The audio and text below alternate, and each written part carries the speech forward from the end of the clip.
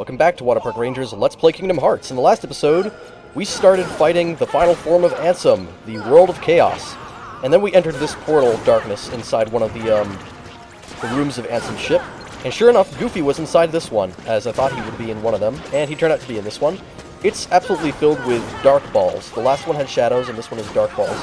They're hard to see in the dark, and they're definitely creepy when you can't see which way they're coming from. But either way, they're pretty easy. Just remember to keep Goofy's HP up as well, because now you have someone else to help you out. Just sniff them out with target. They're a little bit tough because they're kind of fast, but we're so strong at this point that just like 2 hits is enough to dispatch them. Also, so much magic. They just seem to give nothing but magic. I don't... Did they normally do that? I forgot. I'm pretty sure Dark Balls left more than just MP bubbles. Maybe that's just something that they have for this fight for some kind of weird quirk. Either way, it wouldn't matter if you'd be able to pick up items from them or not at this point, because we can't even get to the synthesis place anymore. The finality of this final battle is just so final! Anyway, after you clear them out, another one of those cores is going to appear, so whack it a couple times once more. It'll blow up. Oh, that was cool. You could actually hit it a couple more. Oh man, that was badass slowdown right there. I love that kind of stuff. And did that actually destroy anything this time? Because I kind of thought those Portal of Darknesses were supposed to destroy stuff once you clear them out. Evidently not, it was just a free Goofy. Either way, now that we have Goofy, we'll be able to have someone else to help us out. Oh man, this is going to be a little bit tricky. Now you have to fight the head of the ship. That gigantic head is quite ruthless, and rather like Ansem before, you're going to have an incredibly tough time dodging its lasers. So just keep arrow up on yourself. Oh right, before you go after the head itself, go down here and clear out the tendrils from below. They supply a little bit of extra firepower, so getting them out of the way is definitely going to be a big help.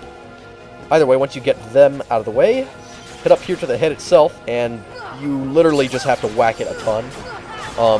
Goofy's going to be taking a ton of damage. You want to keep his HP up so that he'll be able to help you by dealing damage to the head too. Using Mega Elixirs would not be a bad idea at this point, because once again, final battle, and there's not too much of it left to go. You just have to survive this bit, and the lasers really are quite devastating, so keep up arrow. I can understand why a lot of people actually do have a hard time with this final boss. There's no real trick to it, you just have to keep charging at him, and you have to keep your defense up, otherwise you're going to die while you're in that charge. That's really all there is to it. His only move seems to be just this constant barrage of lasers right at the front, and you can't hit him anywhere else, to my knowledge, so this is all you can really do. And Goofy's actually pretty useful with a lot of little spinning moves of his. You'll see it especially come in handy a little bit later during the battle. There we go!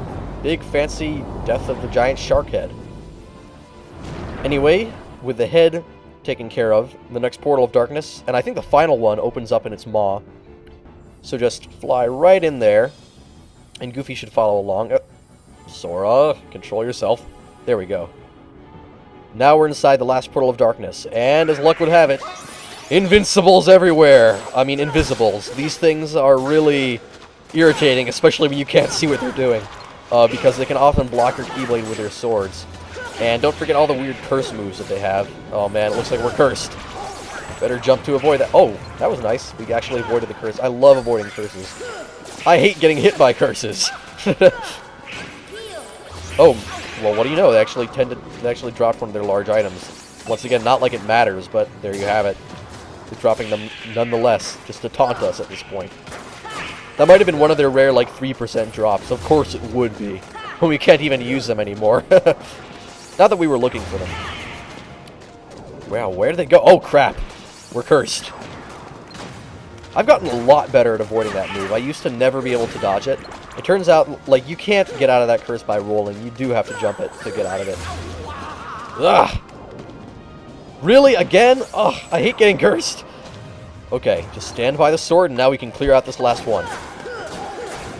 Perfect. With them taken care of, the final core will appear. Head right over to it. Whack it a few times. It'll blow up. And I've healed us, so we're going to be all ready for the final phase of... Wait, it's not actually the final phase of the battle. This is a very long fight. I forgot exactly how long it was.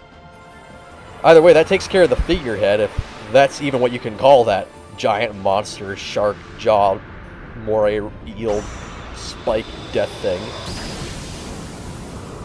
Leaves nothing but a stump.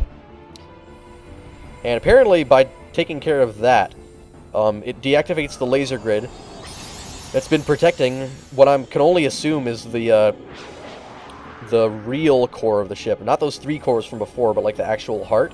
Why is it that the Heartless, like an enemy that's distinctly called like Heartless, has so much to do with hearts? Like it just, I know I explained it in that one episode when we were approaching Anson's lair in Destiny Islands, like 2 or 3 episodes ago. I know I explained it, but it's just kind of an odd name to give them, because technically speaking, the Heartless are hearts, and you find out that there's an enemy that actually doesn't have a heart. It has nothing to do with a heart. That appears in Kingdom Hearts 2. And also Chain of Memories. It's just kind of odd that this game... Ugh, it's just kind of a weird name to give them in retrospect. I mean, it's cool enough. And it's a good name for the enemies, so I'll give it that. We'll just let them off. Either way, you do want to, as you can clearly see... Whoa! Don't fall down into the abyss below. I don't know if you can die by falling, but I don't want to figure it out. Take out those tendrils that appear around the ship. I mean, around the core like you did before. They seem to spawn more continuously, just to make it so that you can't just go in and make it too easy to defeat this heart. It also has a bit more defense than everything else in this fight, except for maybe the head. The head actually had considerable defense. But it has only 1 HP bar, so that makes it less of a threat, and it has no attacks of its own. So just whack it around a bit. And there we go, Splosion! Now this should open up the final form. Yes, this is it. Okay, I'm going to warn you about this beforehand. This is just like the first phase of this last giant thing with the death ship. Ansem's going to appear. He has all his old moves. He has an MP sucking move where he'll make 3 little orbs appear around him. To take care of that, just run up and hit the orbs manually with your Keyblade to dispatch them. Use your Mega Elixirs frequently, because this is the last part. In addition, he has one final move, and this is the kicker. You want to watch out for it.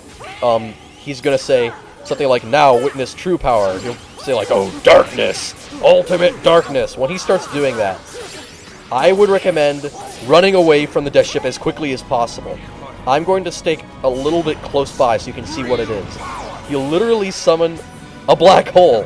That black hole will pull you in. It'll shoot out multiple lasers from all points. Those little things are homing and go right to you. So have arrow equipped. Definitely have it equipped. When it drags you in, it's going to make an explosion. And if you're caught in that explosion, you're going to die. I don't care how much HP or defense you have. It does a titanic amount of damage. So avoid that at all costs. That's his ultimate move, and potentially one of the strongest moves in the entire game. So he's doing that MP reading thing right now. As you can see, the black orbs are respawning around the... right, they're in front of that giant Heartless's mouth. So if you want to get rid of them, you can do it manually by knocking them away with Keyblade, or you can just let them deactivate on their own, which is what I did. Either way, with Donald and Goofy on your side, you're going to be doing a titanic amount of damage back to Ansem now. Don't let him get in another black hole. If he starts charging, this is it. Just go in with everything you've got. I don't care. Just slice away at him. Doesn't matter if he's charging at that move. Just finish him off.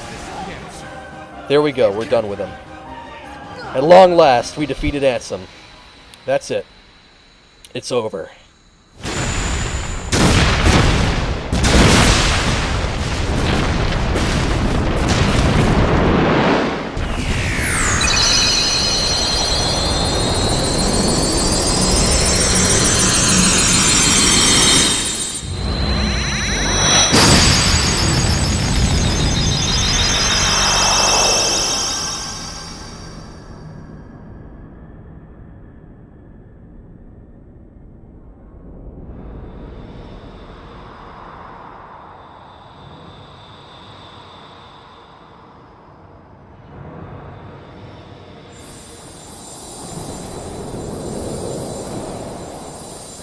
It is futile.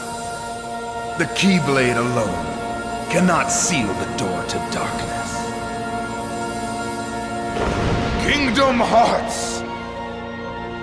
Fill me with the power of darkness!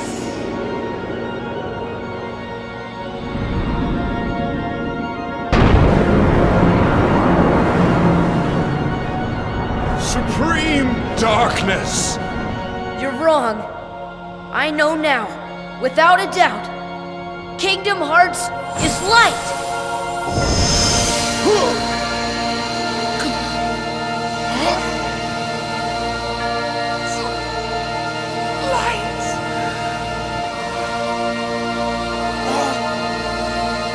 Why?